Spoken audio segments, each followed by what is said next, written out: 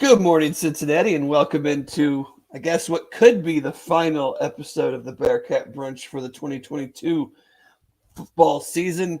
Brought to you, as always, by our great sponsor at Royal Links Golf Tours. Have you always wanted to play golf at famed St. Andrews? Have you ever enjoyed that perfect pint of Guinness in Ireland? Well, now you can, thanks to Royal Links Golf Tours, a golf tour specialist offering unforgettable golf experiences to Scotland, England, Ireland, and Wales. Their custom itineraries are more than golf trips. They are immersive, cultural, and country experiences that will surprise and delight you both on and off the course. Royal Links Golf Tours is owned by former Bearcat quarterback Hayden Moore and his partner, UC alum Jeff Bartholomew. So if you'd love to get that round in at St. Andrews or Ballybunion or enjoy that perfect pint of Guinness in Ireland, visit their website at royallinksgolftours.com or call them direct at 770-331-1525. And with that, we're back on a cloudy, somewhat snowy Sunday morning to recap a depressing, comical, somewhat predictable 24-7 Bearcats loss in the third ever first actually played Fenway Wasabi Bowl at Fenway Park in Boston, Massachusetts, joined as always by my good friend Jeff Howe. Good morning, Jeff. How are we doing, and what is there that we really need to discuss about this football game?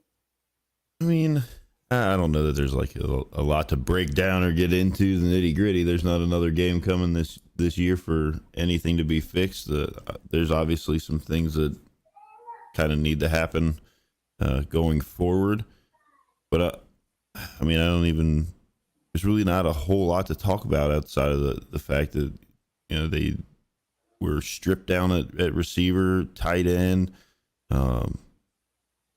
There weren't a lot of weapons to use there, and Louisville's defensive front was, I guess, as advertised, and got in the backfield and stopped us from moving the ball forward on offense. We had 4 takeaways and not a lot of movement on offense. So I guess that's to kind of be expected.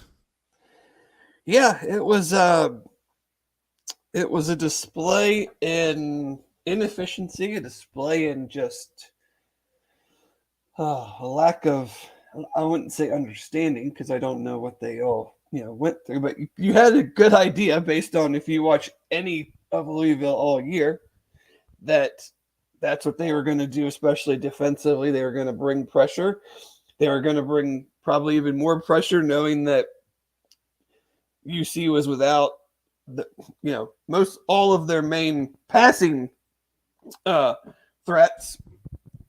So they were just like, we're just going to make this as hard as possible for them to do anything, give them the least amount of time possible, and really, whether it was pressure or putting extra guys in the box, because they weren't really worried about what UC was going to do throwing the ball down the field, made it hard to run, and UC still forced 4 turnovers and really didn't have anything to show for it. And that's kind of how you get a 24-7 loss. Louisville breaks a couple runs and really did nothing in the second half either. But I mean, UC's offense was clearly the story from a bad perspective. 19 total yards, I believe, in the second half. Did not complete a pass after the 5-minute mark in the second quarter. Wild. Kind of don't care who you have out there. Those numbers are pretty inexcusable. It wasn't like Louisville was a great team this year. They were missing some key pieces, especially offensively, less so defensively, but still, I mean, both teams were in very, very similar situations. So, to be as poor offensively, especially in the second half, especially even in the first half. Like, yeah, I mean, you kind of had some good field position at times, and had done some things, and then you just kind of give it right back to them. And it's a bowl game with a coaching change on both sides, with a bunch of players not playing. So, like, not going to get – I'm certainly not mad or frustrated or anything along those lines, but we still need to, talk about it. That's what we do. I mean, it's as scrimmagey of a game as you can get at the end of a season. Yeah, I mean, it's even sometimes in these type of bowl games, you can at least try to go like with the turning to the next page, to the next season, and you can't hardly even really do that in this case because you're going to have new coaches, new scheme. I'm sure there's going to be more players that enter the portal after the game. It's just the nature of it. So, I will say Wyatt Fisher, touchdown catch. Great play. Great 2 catches on that drive. Yeah, you had that, and even that drive, the passes, like the couple passes that Prater made to save that drive are some of the most insane things I've ever seen.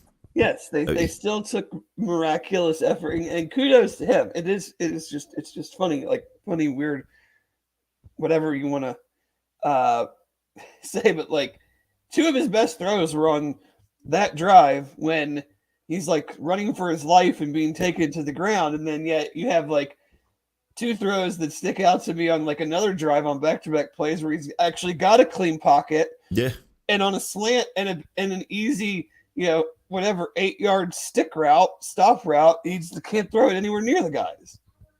It have no words for it. When that drive that they scored the touchdown, and he's wrapped up by defensive linemen and going to the ground, and it looked like on both of them, at least from the camera angle, that he was just throwing the ball away. Yeah, instead you get some weird camera angles when you play in a baseball stadium. Right. So it looked like he's throwing the ball away, and then the camera flips over, and it was a seed to his receivers, and you're like, wait a minute, how did you pull that off when 2 minutes ago you threw a 90-mile-an-hour sinker into the ground at the feet of your running back on a little out route? I mean, that one was.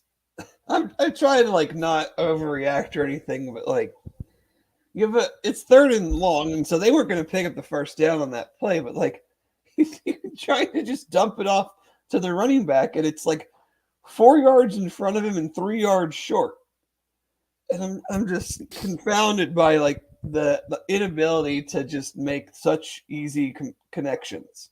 Yeah, but I mean, we saw it against Tulane, and we've seen these flashes, the times that he's had opportunity to play. We've seen some flashes of oh, okay, I think as he gets time to practice with the ones and gets some stuff, maybe it was just a timing thing, maybe he didn't understand the route exactly, or the receiver didn't.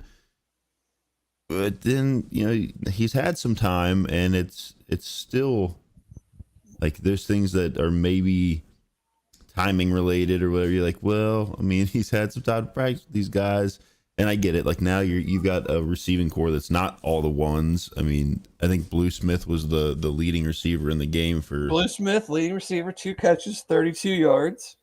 I think he tweeted out something that he's has 100% reception rate. Yeah, in his career. Said he's ready to go next year. Hey. But yeah, it's you say that, but then at the same time, I'm should it really matter? If I'm out there and I'm running a screen pass, you should still be able to throw me the ball. Yeah, it shouldn't really matter whether it's the ones, the twos, the janitor from the football. It's a screen pass. You're a major Division I college quarterback. I should be able to expect you to complete that pass. Yeah, I don't think I'm being unrealistic and asking too much. I mean, I don't that, and then what? He had 2 fumbles. He lost 1. Just trying to do too much on that play. Yeah, I get it. You're getting sacked. But just that one was trying to do too much. But But yeah, they couldn't run the ball.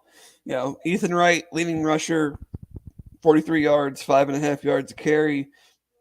It felt like the one play, an 18-yard run, and it was the one play where they moved the offensive line. Got Lorenz Metz out in space, pulling and helped clear the way. It just, we've talked about it a lot, and there's certainly no reason to necessarily use the Wasabi Fenway Bowl as another data point to discuss the offensive line as a measuring stick, right? But I if I'm going to take anything from this game, it is that the offensive line play from Louisville, the offensive line scheme from Louisville. I am hopeful that translates as they wide zone rushing attack, moved, whether it's moving their own people or moving UC's defenders, was very effective, obviously rushing for almost 300 yards. And it will just be a breath of fresh air, hopefully, to see an offensive line that has a rhyme and reason behind what they're doing. It just felt, and I could be dead wrong because we haven't talked to the coaches about this, but it just felt like this offensive line this year, the scheme was man on man, move people, and we didn't move people. So when that doesn't happen, it doesn't work. And you didn't see guys pulling, you didn't see guys getting out in space, you didn't see much of anything along those lines. So I'm hoping that a scheme change and maybe some development will boost the group moving forward. I would say, and I talked about this, I don't know, it might have been last week sometime, to see the way that their defense, like Louisville's defense played, this was kind of an interesting, like, a hopeful snapshot into like what we can expect, kind of like what you're talking about on the offensive side. But like the defensive side was a whole lot of what like we're used to, seeing for UC's defense, like what we want to see, like this like tough, nasty, aggressive, get after it kind of football. And Louisville came out and did that. And so hopefully, crossing our fingers, that that kind of thing also translates up here to UC. I mean, it kind of still fits into what UC already does, kind of the mindset and the culture of the defense and the way that they play anyway. So hopefully, I'd like to see that translate up here and for the season next year. Yeah, I agree. They're a very, very heavy pressure team. Now, I don't know if that is because this year, I mean, I don't know anything about them this year, but like, was that because, and they seem to kind of make that switch this year. They were not this like super high sack, super high tackle for loss team in the years preceding this season. Do you do that because you don't have confidence in your defensive backs? So you're kind of taking like a boomer bust mentality, like we've got to get to the quarterback. We've got to, because they went whatever their record, whatever their record ended up being 8-5, I think. So it obviously didn't work. It didn't work to great lengths. They weren't, shutting teams down with this philosophy. But I think it's certainly more beneficial. Creating turnovers, it gives you a better chance. So maybe that is something that with UC kind of, you want to call it a rebuild next year, a total reboot going to the Big 12, like that philosophy might pay dividends because, hey guys, we know we're not going to have this like super great roster. We know we're stepping up in the level of competition that we're going to play. So let's just send the house pretty much all the time, try to force errors, try to take advantage of those situations. And I mean, it clearly worked in this game, but UC again was down a lot of guys that could make a difference if those things didn't get home. Like if Ben was back there on the plays that the blitz didn't get home, he's probably hitting completions. If all the receivers, if Trey Tucker and Tyler Scott and Josh and Lenny were there, you're probably having more guys open. It's just the reality of it all. So, but I will, in college football especially, because quarterback, not everybody has some great quarterback. Not everybody has some quarterback going to the NFL. I'm always for pressure and trying to make them make decisions quicker than they want to. And Oh, absolutely. not every, clearly not every offensive line. I mean, like NFL offensive lines are bad. So obviously, if those are the best guys, college offensive lines are going to be poor as well. So, overload, make them make quick decisions, make them adjust, and they did, and we didn't handle it very well. And so that might be a glimpse into what we'll be seeing next year. But there's a lot still to come before we get to that part. There's a lot, we still have coaches to hire, still have a lot of recruiting to do. So a lot to go in that regard. But it was interesting, like trying to watch the game and like watch it as a UC fan, because that's who we are, and we're watching it and we're going to talk about it and people are going to ask questions about it. There's going to be conversation about it. While then also being like, oh yeah, like this stuff that Louisville's doing, we're probably going to try to do a lot of that next year too. So I was at least like kind of getting lost back and forth on like right. what I was paying attention to. Yeah. And I mean, we've touched on it. Like, they talked to Coach Satterfield during the game. It talked on a lot of these, like, these very interesting, like, I don't know, situations going on with the game. I mean, you had like the keg of nails. You had Satterfield leaving there to come here after Fickle leaves here, and like both programs are kind of in this like limbo. I think Deion Branch said that he had like 3 full-time coaches that were left, and like put together the rest of his coaching staff out of like quality control guys and, and GAs, and obviously UC had the same situation. I think we had a few more coaches like quote unquote full-time coaches like left over, but you still had guys in like weird spots. I think it was the tight ends coach. Our tight ends coach, I think, was calling plays.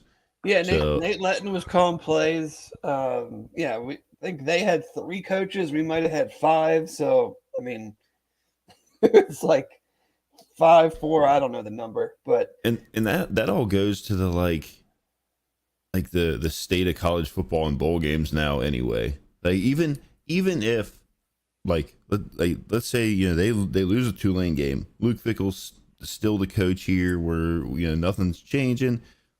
You're still going to have a slew of opt-outs.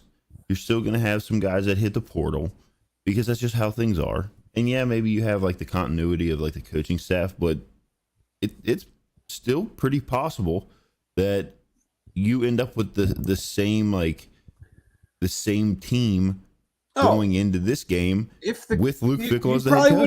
You probably would have had a few more guys had not gone into the portal. But I don't like if Fickell and all those coaches were still here, I still wouldn't have expected Trey Tucker, Tyler Scott, Josh Wiley, and Lenny Taylor to play. Huh? Like, I don't think their decisions were based off of who was coaching. Their decisions were based off of, I don't really want to play in the Fenway Wasabi Bowl. I'm just going to go ahead and get going on, and it's not like they instantly have started training for the NFL draft. Let's not get that, twisted. Like, they just didn't want to play in a bowl game that doesn't really mean a whole lot, and they were ready to just like chill out for an extra couple weeks and not honestly, have to practice and everything.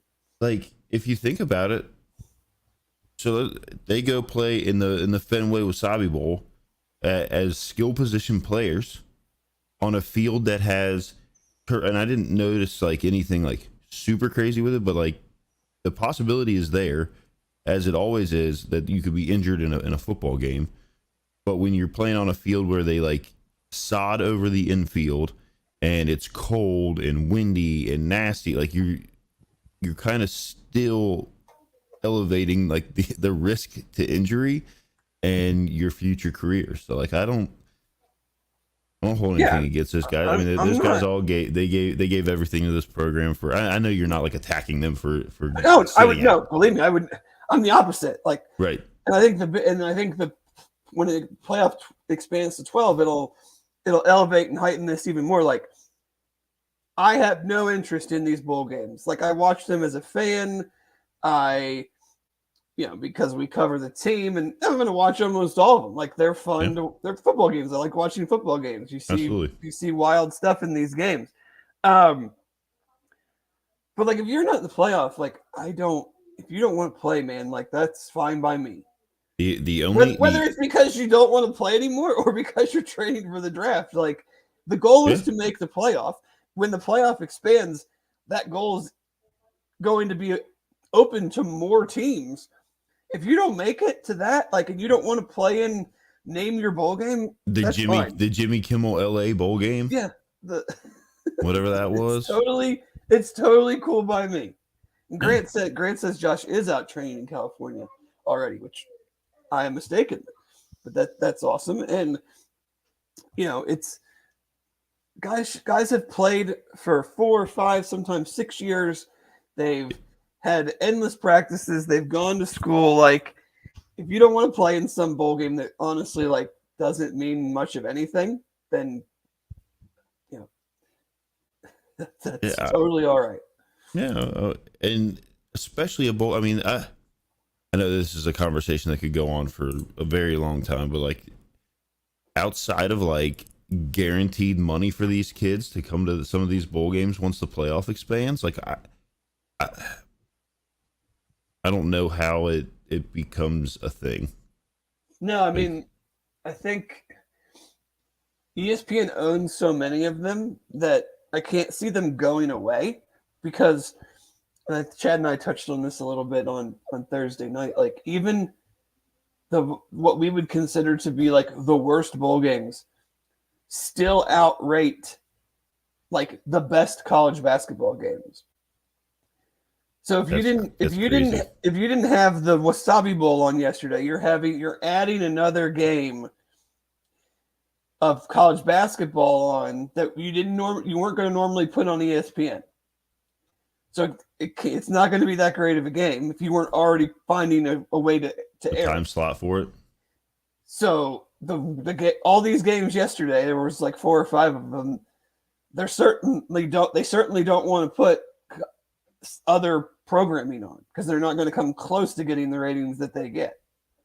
I mean, I guess you're going to always end up with the fans and the alumni base at least tuning in, regardless of if the fans actually travel to the game. I mean, you see like the Bahama Bowl that was on yesterday. There was like, I think 3 people in the stands. Like it didn't look much better at Fenway.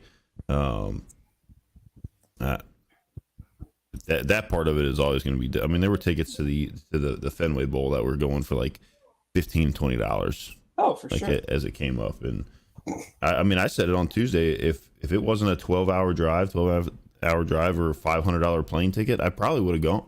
Like, oh yeah, I would have taken my oldest and gone to the game. But yeah, I mean that's the thing is it's just going to be very team, very location specific moving forward. Like if your team has a unexpected really good season but doesn't quite go to the playoff, or in UC's case, like moving forward,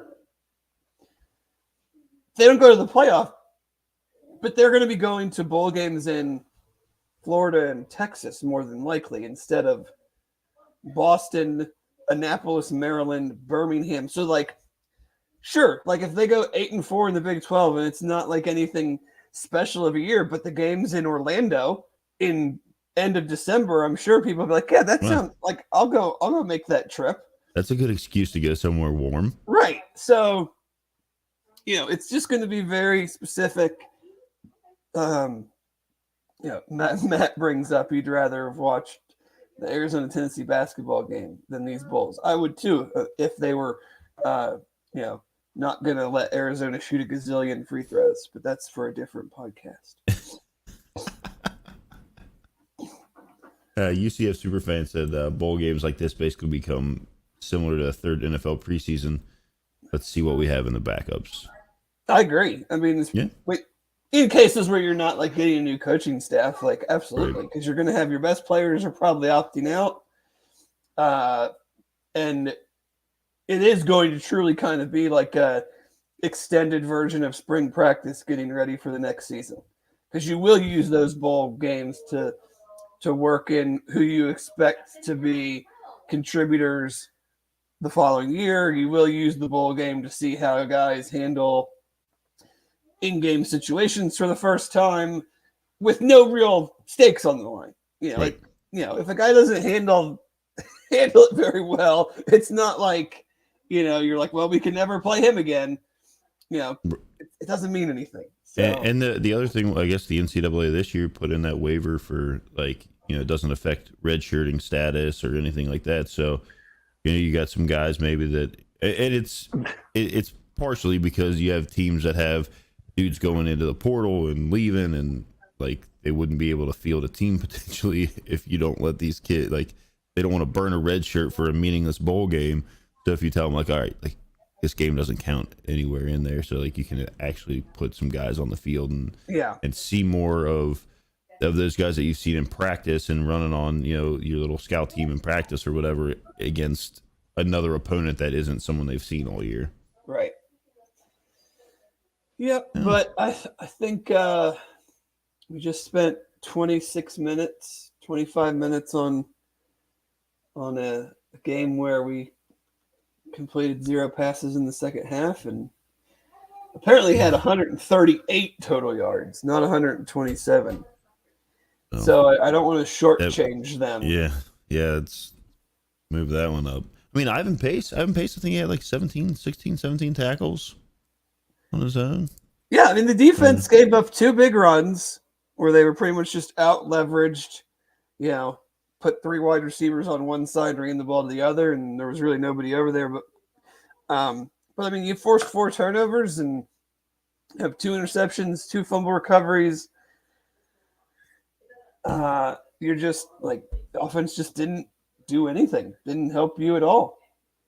Yeah. So I think let me see where it's at here.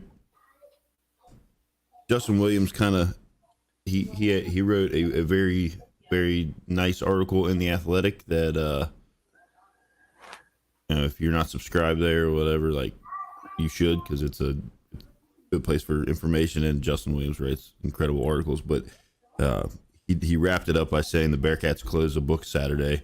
It was a heck of a story that deserved a better ending, and I think that pretty well wraps up the thoughts on that, on the Bearcats going forward. Yes, absolutely. It's a unfortunate way to end a wildly successful run, especially the last 5 years. I don't think any of us could have imagined that when they hired Luke Fickell, that, if they told you, hey, this is how the next 6 years are going to go, we'd have been like, all right, how about that?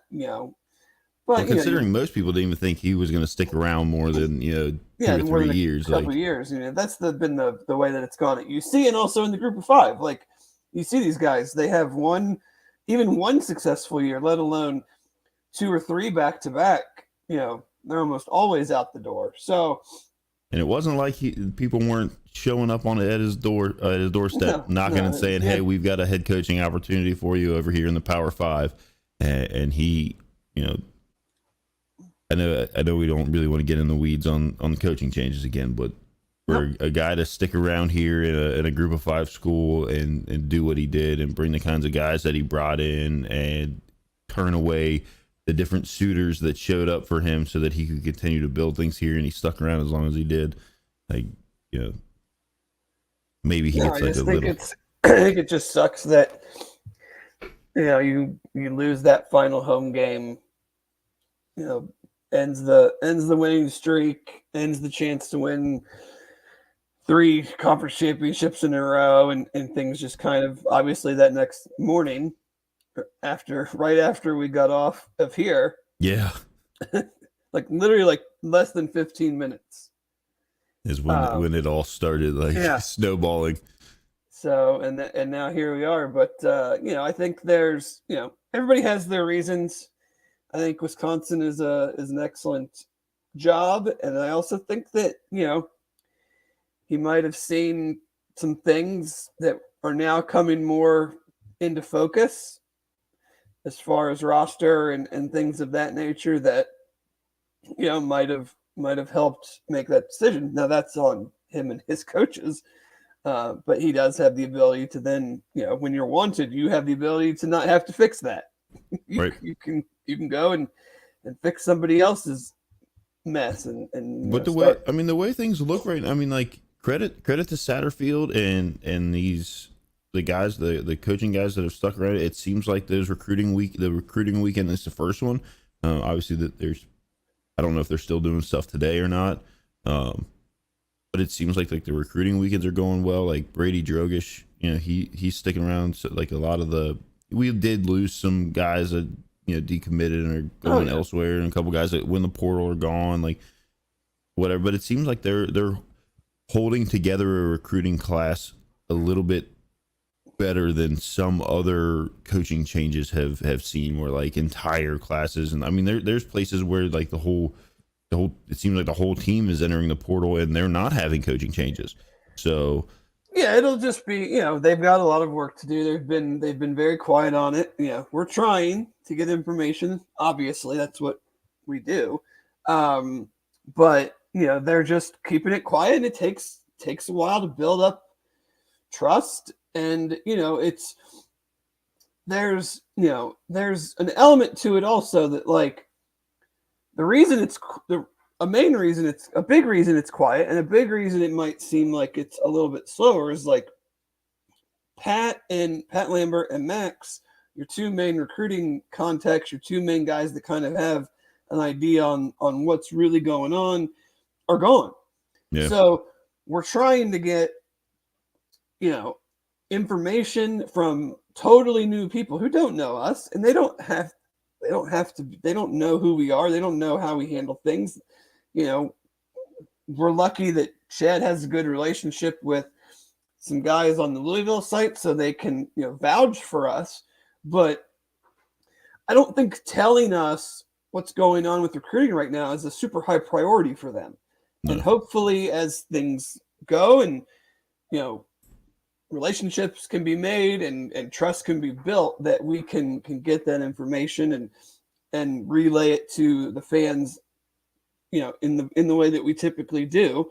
So it's just hard to say what's going on. Like I think they have a lot of work to do, especially with the transfer portal. Like, I don't ever want to see anybody decommit, but like, if they add a few more high school kids, great.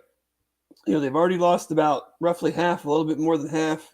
Some of them I'm not sure they wanted to keep. Others, right, I'm sure they would have loved to. But, this is a relationship business. Like, guys are going to go where they feel the most comfortable, and they don't know these coaches yet on the same, even places that they didn't pick the first, like they picked UC over somebody. Like, they still know those coaches from recruiting way more than they know these new guys if they weren't really recruiting them.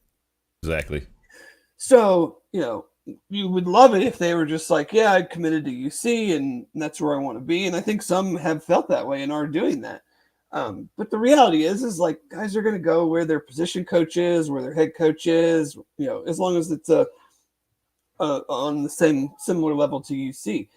So I just think they've got to be super aggressive. And I think they are being, but we just don't see it. That just hasn't come to fruition yet. Guys, outside of Luke Kendra, like, there's not been an official like commitment from a transfer portal guy, but that's the area they need to hit, in my opinion, super hard. Like, they're not going to be great with the high school kids right now because the relationships aren't there.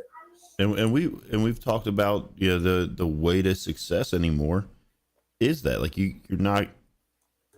gonna, unfortunately, the way it is now, you have to go to the portal. You have to find guys that can be dudes, but are on teams that have a lot of dudes, and they are, they want to play, and so they hit the portal. I mean, that's the way things go now. Either that, or I know that there's a lot of NIL stuff that's starting up at UC with like the Cincy Reigns things, and like that stuff's got to be successful. I mean, plain and simple. Like, if you're not successful in the NIL space, like, you're not going to get the top tier talented guys. Now, you might hit on some guys that were like 2 or 3 star guys coming out of high school that, blow up into something great. But to keep them around year in and year out, you're going to have to be able to offer them something that somewhere else can't. Yeah. I mean, you're seeing it somehow. I don't know how this is possible, but like you're seeing it at Ohio State. Apparently their NIL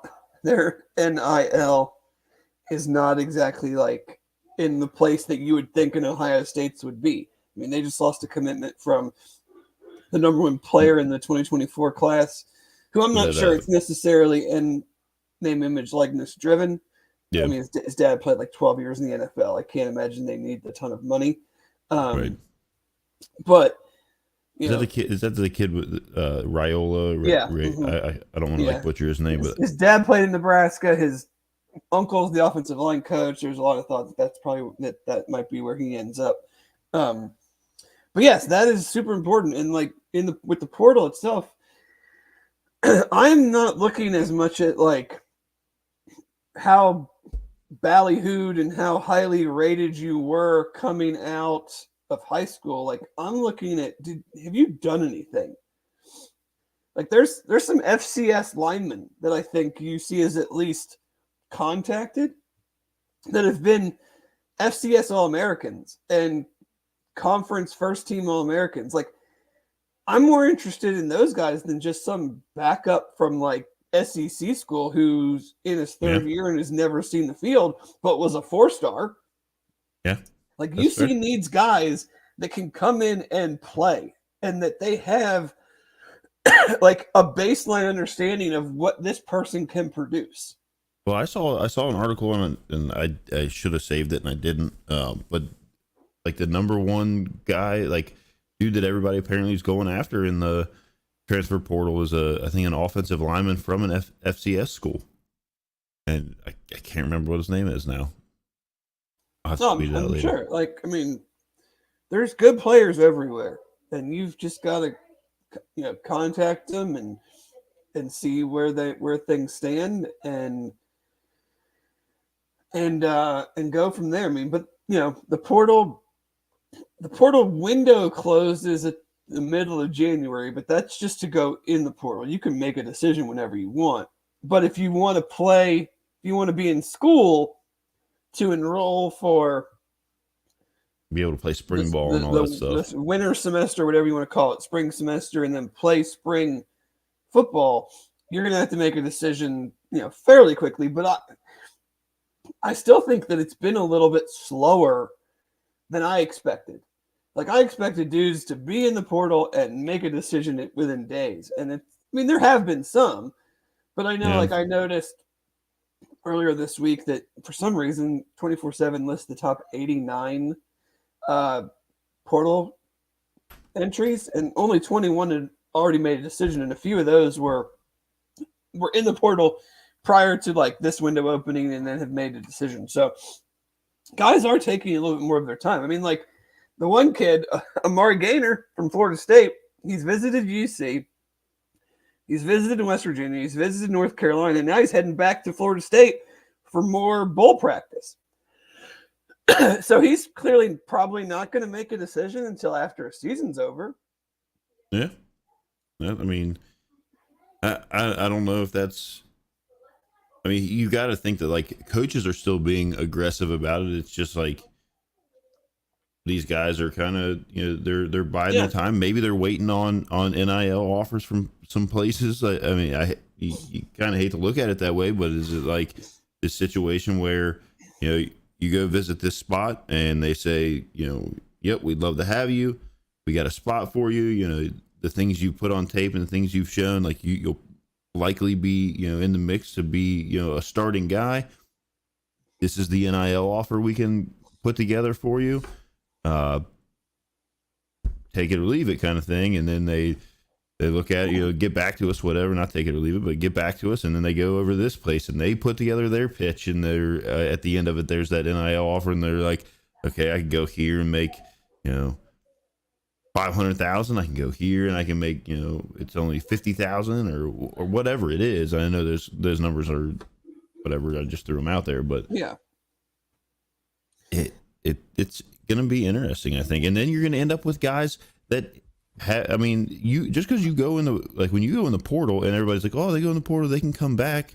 Well, yeah, they can come back, but only if they say like, yeah, we'll take you back. If you're in the portal, your spot is available. Right, you're in. Sure, you're kind of you in could limbo. come back, but we're expecting you not to. So we're going to find someone to try to fill that spot. Speaking of the portal, and I had a feeling something was going on here, but there was nothing out there to confirm it. But it looks like quarterback Emory Jones, who was at Florida, then Arizona State, is on a visit at UC and was at the basketball game yesterday. Oh. So I kind of thought something was going on there, but had nothing to go out on a limb say that he was actually visiting. But it appears that he did visit. But that goes to keeping it quiet. It's a couple of these questions.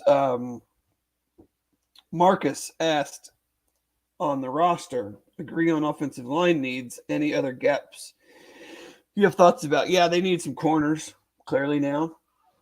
I mean, hard to imagine Arquon Bush comes back. I don't even know if he can. I don't know if he's got a...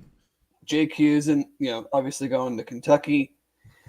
Javon, any DBs, I guess in general. Javon Hicks. I don't know if I get lost in the Kenny COVID year, all that junk, but yeah, they need some corners. They need some safeties. I think they need more speed in the back end. I think we saw that again yesterday. Like, there's just not enough speed on the defense. We saw that in how Louisville's defense affected us and how we had issues at times with their offense. So I would say DBs. I do want to. Marcus says Emory's not great. I'm sure you saw his work as a Volksman. Yeah, is that on him or is that on Dan Mullen? He really wasn't trying that last year. So I don't know. I mean, I think there's a certain type of quarterback they're looking for. Something like they're looking for an athletic, movable quarterback who is, though, a passer on some level and not just like an athlete who can throw the ball, has played quarterback before. Right. More true. Offensively, they're gonna need some receivers. I mean, I really kind of look at it as where you can just get the best players. There's not really a position to me that they're like, nope, we're good here. We couldn't use anybody in the portal at these positions. We might need a kicker. I mean, I don't know. I don't know how Christian Lowry. I don't know if he made an extra point. He made an extra point. Bryce Burton was a dog on kickoff. I liked that. Kicking off for the first time since high school. I mean, obviously we've got Mason Fletcher going to hold it down in the punt position. Drew Donnelly looked all right returning kicks. Drew Donnelly looked very nice returning kicks. I mean, we know he's got speed. That's you're just going to have a lot of unknowns. Yeah. Way more than we've experienced over the last 6 years. Yeah. Yeah. We joked about, camps this year being much more interesting than last year. Moving forward, it's going to be even more so. I mean, because you look at it too, there are a large group of the seniors technically could come back. How many of those guys are going to want to because they have a new coaching staff? Some of them might want to because they have a new coaching staff. And they're like, now I get kind of a clean slate. Where others might look at it and go, I'm not coming back. I don't know these guys. I was close with my position coach and Fickle, and I don't feel like, building that relationship again on my, fifth or sixth season. So it'll be interesting to see how that dynamic works out. Well, it could be like that kid from Oregon that's coming back for his ninth year of eligibility. I did not look into that. How is that even literally? How is that possible? So I guess you had a red shirt year, he had a COVID year, and like 2 medicals. Then some medical. He applied for a medical last year after he tore his Achilles, and it was just granted. So it would be a potential 9th season. Yeah, they brought up, like, the article I looked at. They brought up like the point that if he decides to go to the draft, he's not going to be drafted. He's likely to be undrafted.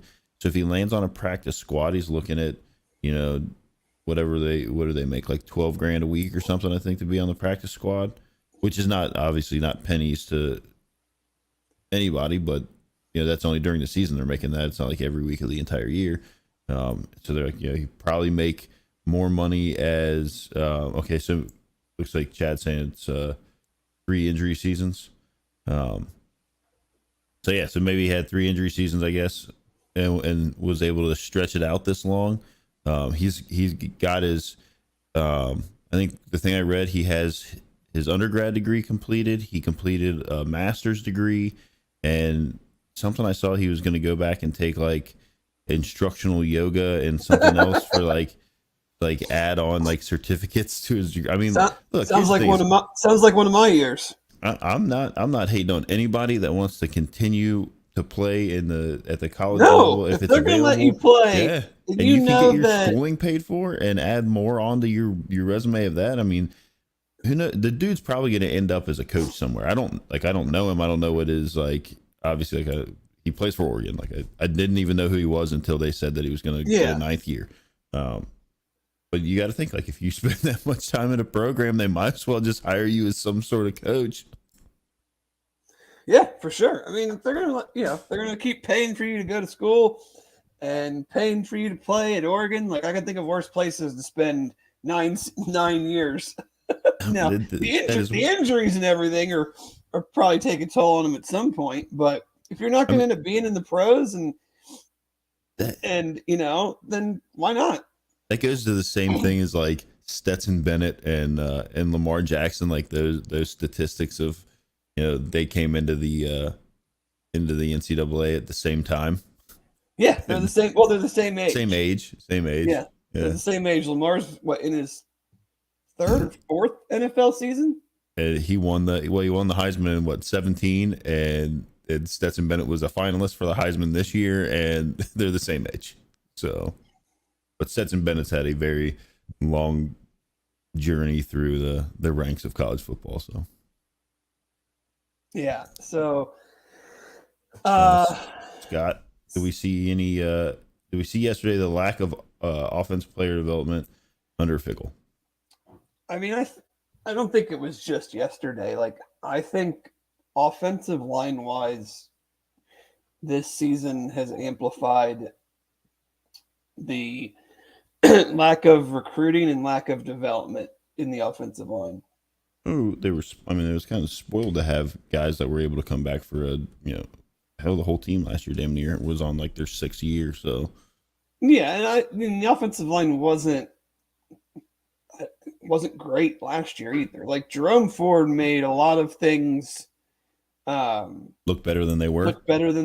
I think. I mean, because when you looked at like some of the deeper analytic numbers in the run game, like, they were just okay. I mean, he ran for like 1,600 yards, but yet it was still like just okay.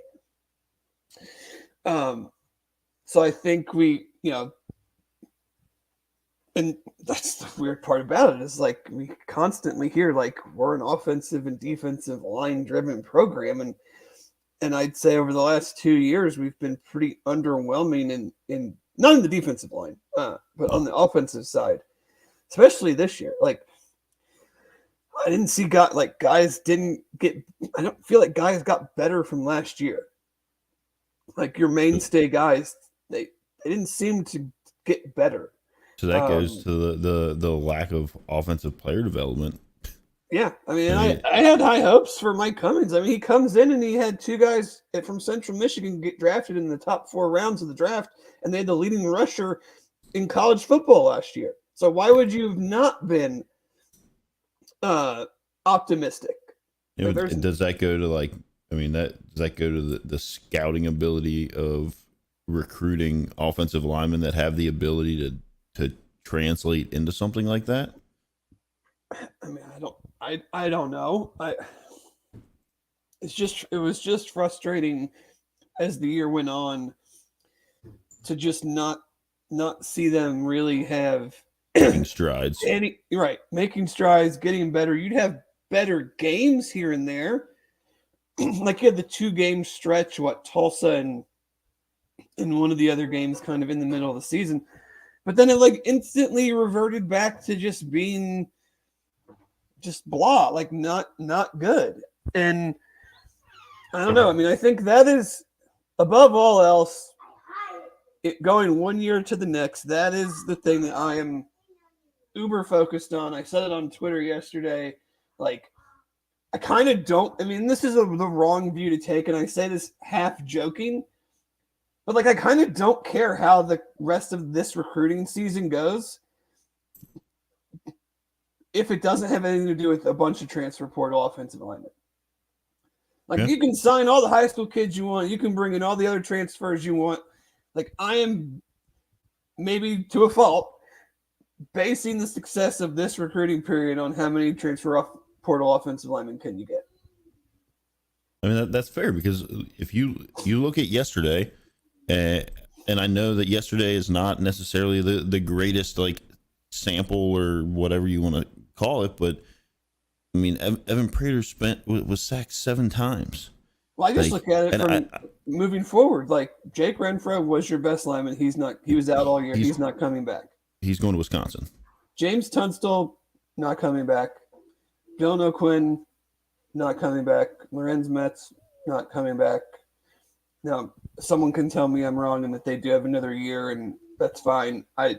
It's too confusing. I'm just trying to look at it quickly from a podcast standpoint. Yeah. Gavin Gerhardt back unless he transfers. So outside of him, Jeremy Cooper not coming back. So outside of him, you have possibly you have one returning starter coming back. Maybe some of those other guys do come back. I don't know. So then you're telling me that these guys that weren't good that were backups this year, they weren't good enough to jump ahead of the guys that were playing that didn't show. Yeah, it's like they weren't good enough to get ahead of the starters. Huber, yes, you're right. So Huber and Gerhardt, 2 potential returning starters. So the backups weren't good enough to get in front of the guys that weren't great pass blocking or run blocking. So can I really count on them to take a big jump just because there's a new scheme and a new coach? I mean, maybe they do. That'd be awesome. Like, I'm hoping they do. But that tells me you need like a bunch of like grown dudes, 21, 22-year-olds that have started double-digit games and played at some sort of level to come in here. And Luke Kandra can't be the only one. Right, like he doesn't fill an entire offensive line. He doesn't solve all of the problems from the offensive line by himself. Scott also brings up like how much of the lack of development is on the player. I mean, I'm not gonna I don't know. I'm not gonna speculate on the lack of desire to get better, because I feel like a kid that sticks around or is here still is attempting to do right by himself alongside the team to do what he can to get better. Maybe that's just the ceiling of some of these guys that were here. Maybe they've hit their ceiling. Maybe they've exceeded their ceiling. Obviously, we're not at practice. Like, we don't see these things. We don't know, what are they showing in practice? Are they showing things in practice that are like unbelievable, and then when they get on in the game, for whatever reason, it doesn't work out? I don't know. Right, and like, you hear it a lot with like NFL players, the bust. Like, he busted out. Well, okay, yeah, maybe, but like, what kind of situation was he in? What kind of development did he get? Like, it's impossible for me to like put a percentage on like how much of this is on coaching, how much of this is on players. Like you said, like this might be the best that these guys are, and that's one thing, but that's not good enough moving forward. Yep.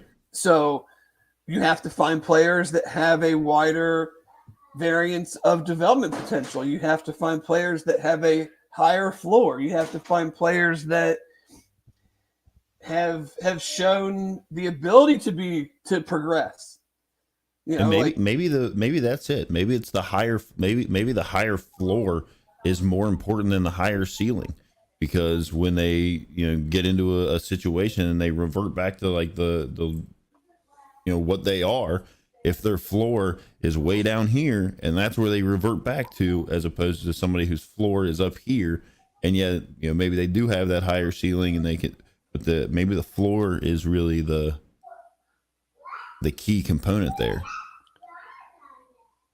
Yeah, I mean, there's just so much that goes, especially a lot of variables. So few of us have ever played a snap of football as an offensive lineman. Like, it's impossible for me to be truly accurate on it. I mean, we're just talking about what we see, and it's just I don't think you have, but you also don't have to be an expert in the field to watch what happened this year and go, it needs to improve. Right, exactly. And say, oh yeah, what we saw right there is that's it. Like, I don't know. I don't break down offensive line play like by block to block. I just see what happened in the results of what we were shown week to week on the field, and like you said, like, it doesn't take a rocket scientist to be like, it's got to be better. I mean, Marcus brings up a point. If we missed on all the guys who recruited on the O-line over the last few years, it'd be pretty stunning. It would be, but at the same time, like, if you look at the line,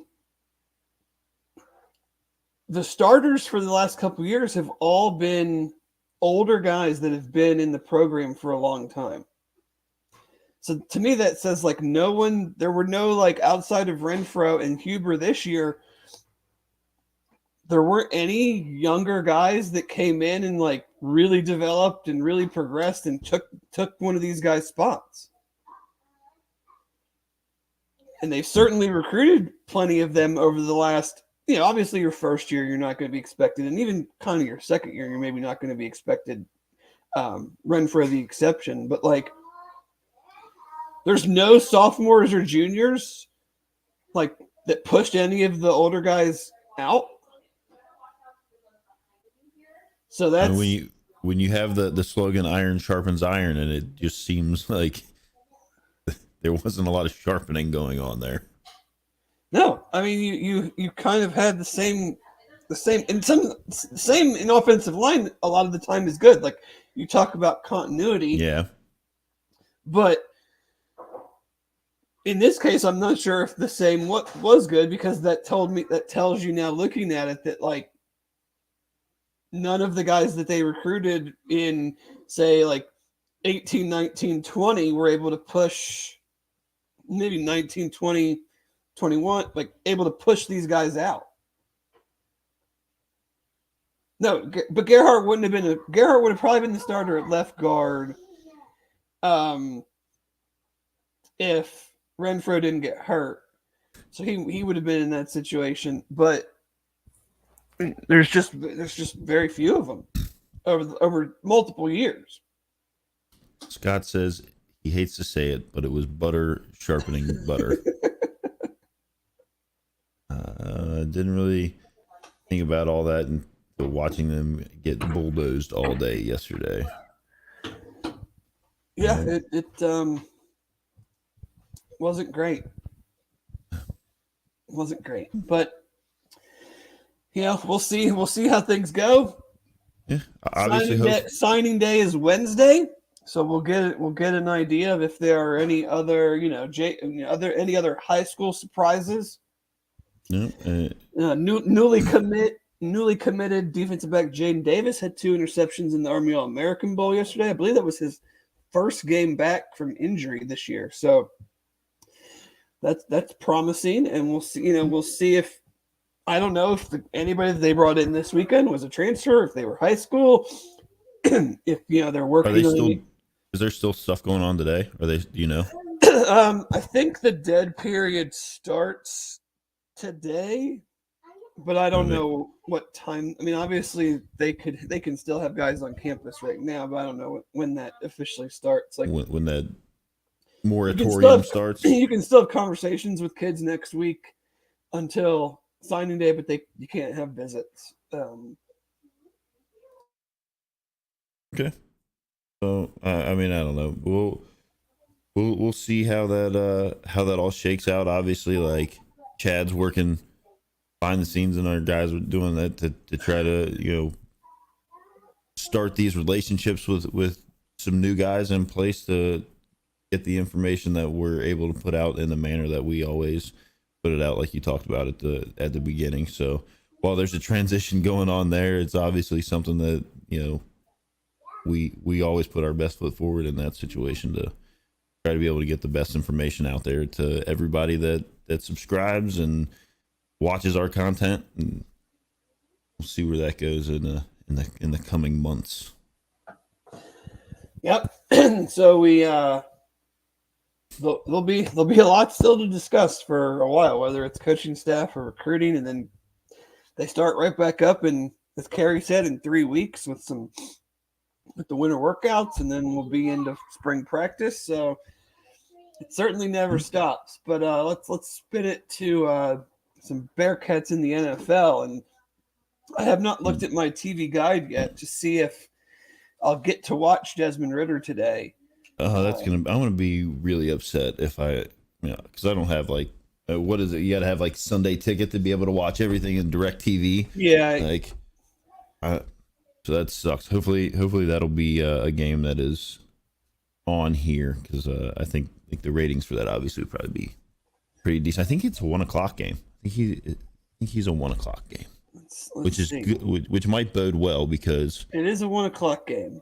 The Bengals are a 4:00 game. Right. So, but last week in the Bearcats around the league here, Mike Boone had 2 receptions for 27 yards. Kobe Bryant had 2 tackles and a pass defense. Brian Cook with 2 tackles.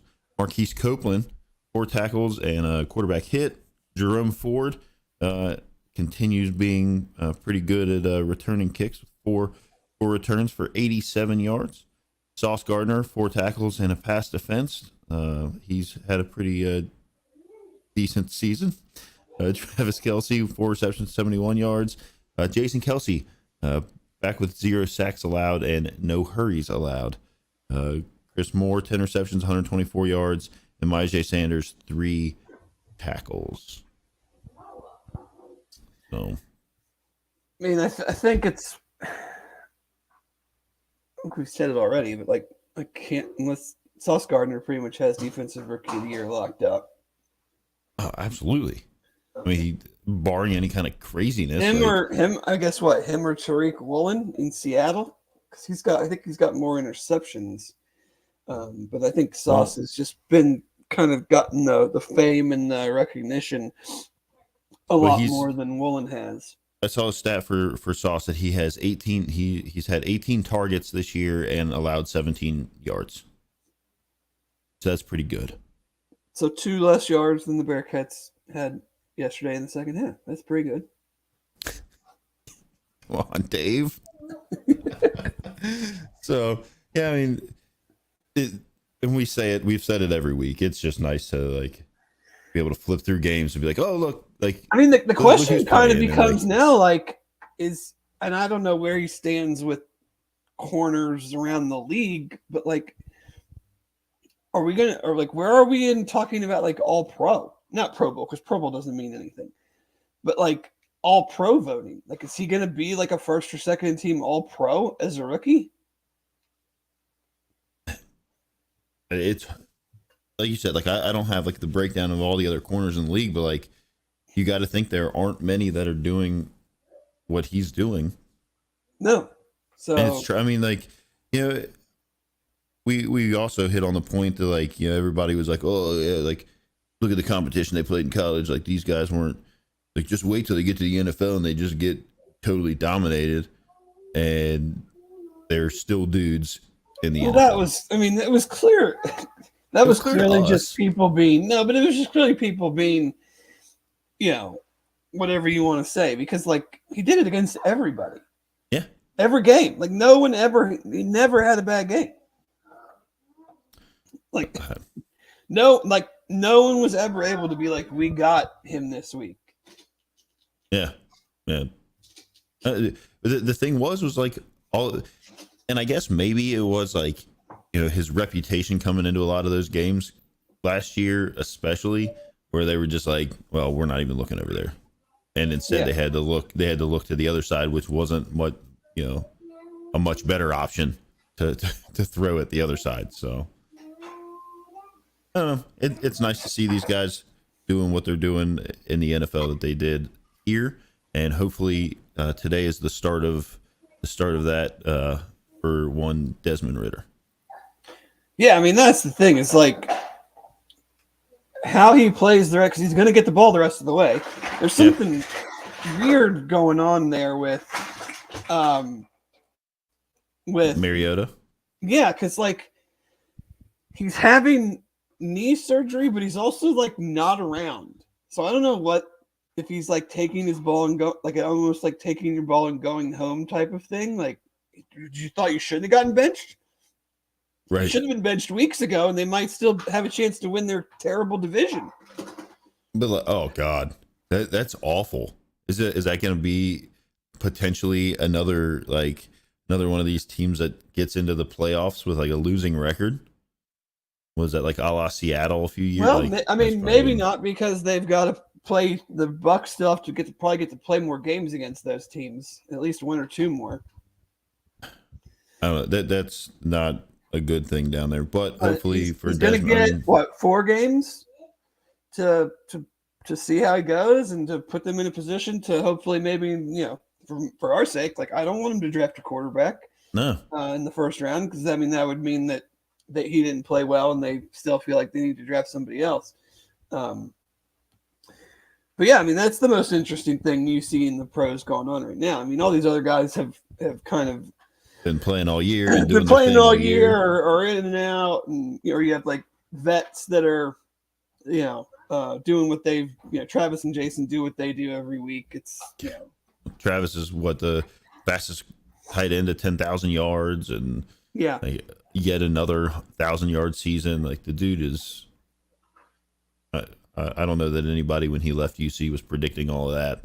But yeah, we I'm sure when they're not gonna switch the television markets. We're not gonna get a bunch of Falcons games all of a sudden the next 4 weeks because of UC fans. So yeah, it'll probably just be a bunch of highlights if he plays well, but definitely looking forward to that. And we can just kind of close this out on a little Bengals talk. The Ravens opened the door last night, losing to the Browns.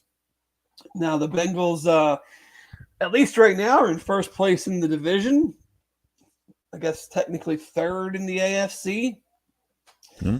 I believe they are the best team in the AFC. I've believed that for 2 weeks. If they are the best team in the AFC, they will go to Tampa and beat an old Tom Brady with a banged up offensive line and a banged up defense, even though the Bengals now have a few injuries that they're dealing with as well. Like that's the one thing that slightly worries me about today is the Bucs aren't even trying to run the ball anymore. Like Brady's has had pass attempts in the 50s recently. Like they're not even, right? They're not even attempting to run it. So without Trey Hendrickson, without Mike Hilton, possibly without Jalen Davis too. I mean, they might be on Dax Hill never playing slot before starting at slot today. Does them not running the ball at all give them a chance to stay in a game where versus a team that is more balanced would actually probably give the Bengals a better opportunity defensively?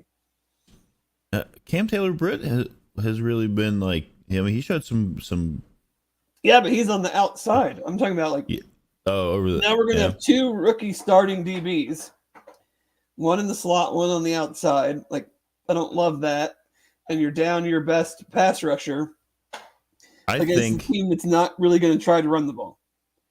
Yeah, and I think that.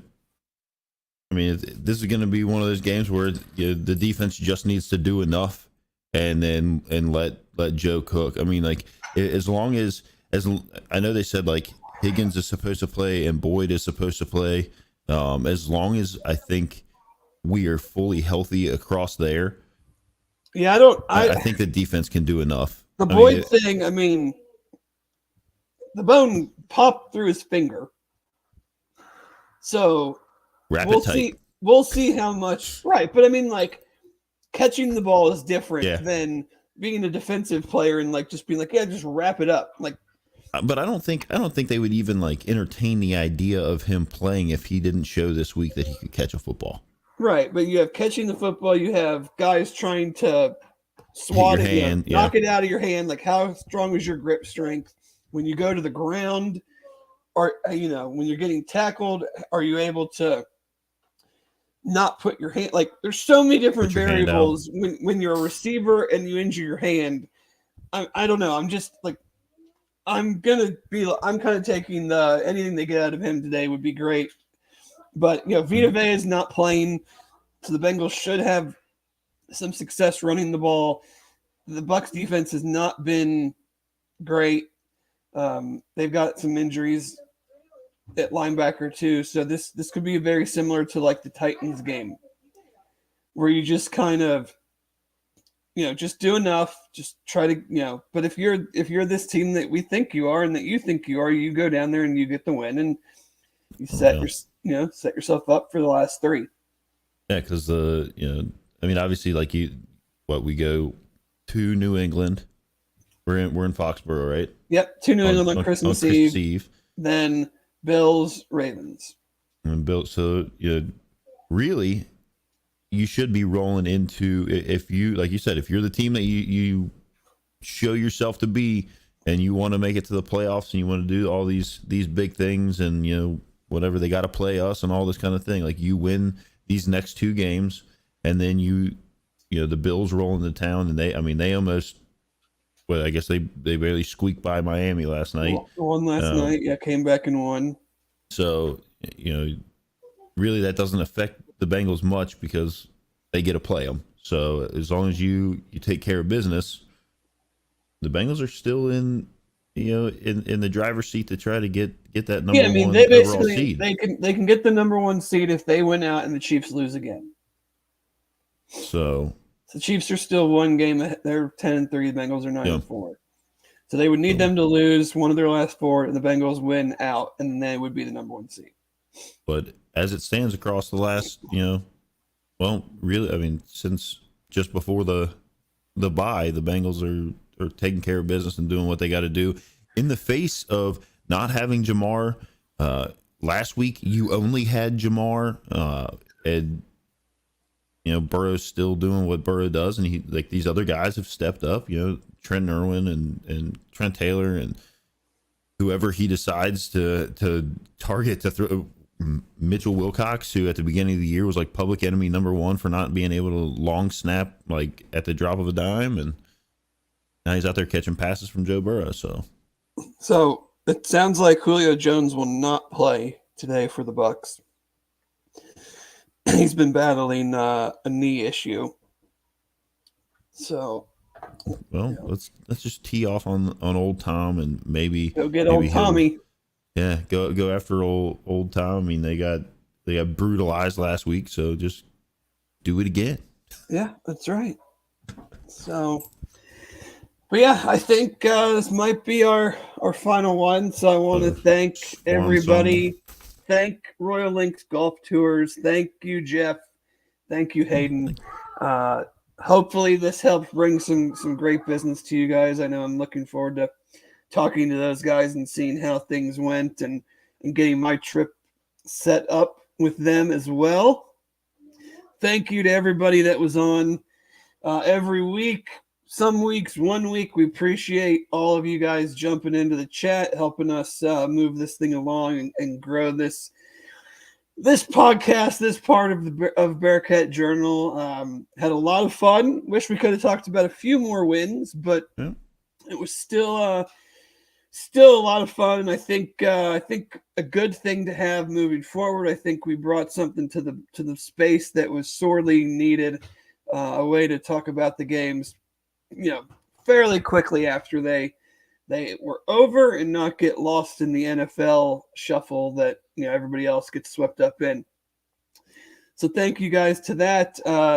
Maybe we'll jump on here and there, post national title, post signing day, who knows when, but definitely appreciate everybody. Appreciate the comments and the passion that everybody has to talk about UC football. So with that, we will sign off on the 2022 season.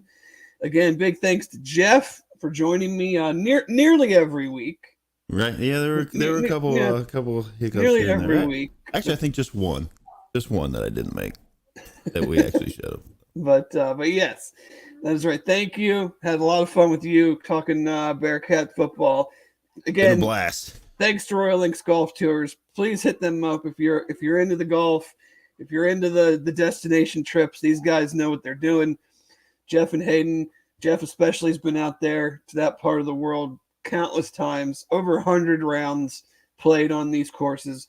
Played every course that's had the Open Championship. So please give them your business if that's something that you're looking to do. And we'll see you down the road somewhere. But have a great Sunday, Cincinnati, and we will talk to you again soon.